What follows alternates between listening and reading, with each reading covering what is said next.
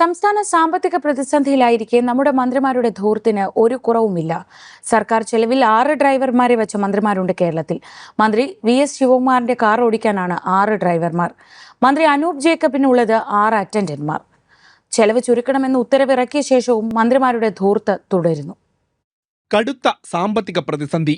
എല്ലാവരും മുണ്ടുമുറുക്കി ഉടുക്കണമെന്നാണ് സർക്കാർ പറയുന്നത്.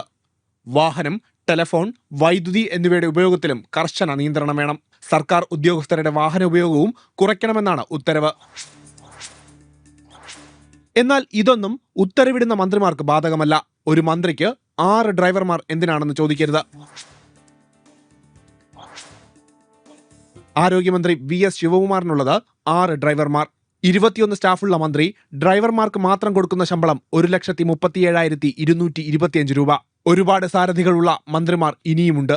മന്ത്രി ആര്യാടൻ മുഹമ്മദിന്റെ സാരഥികൾ 5 പേരാണ്. ഇവർക്ക് മാത്രം സർക്കാർ ചെലവ് ഏതാണ്ട് 1 ലക്ഷത്തോളം രൂപ. ടൂറിസം മന്ത്രി എ.പി. അനിൽകുമാറിന്റെ സുഖയാത്രയ്ക്കുള്ള ഡ്രൈവർമാർ 4. മന്ത്രിയുടെ ആകെ സ്റ്റാഫ് 19 പേർ. ഡ്രൈവർമാരുടെ മാത്രം ശമ്പളം 77,139 രൂപ. മന്ത്രിമാരായ കുഞ്ഞാലിക്കുട്ടിക്കും മുനീറിനും കെ.പി. മോഹനനും ജയലക്ഷ്മിക്കുമുണ്ട് 3 വീതം ഡ്രൈവർമാർ.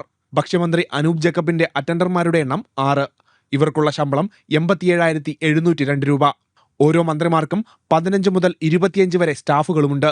10ാം തരം പാസ്സാകാത്തവർ വരെ മന്ത്രിമാരുടെ പേഴ്സണൽ സ്റ്റാഫിലെത്തി ഉയർന്ന ശമ്പളം കൈപ്പറ്റുന്നു. അധിക ബാധ്യത പറഞ്ഞ നിയമന നിരോധനവും ചെലവ് ചുരുക്കലും നടപ്പിലാക്കുന്ന മന്ത്രിമാർക്ക് ഇതൊന്നും ബാധകമല്ലേ?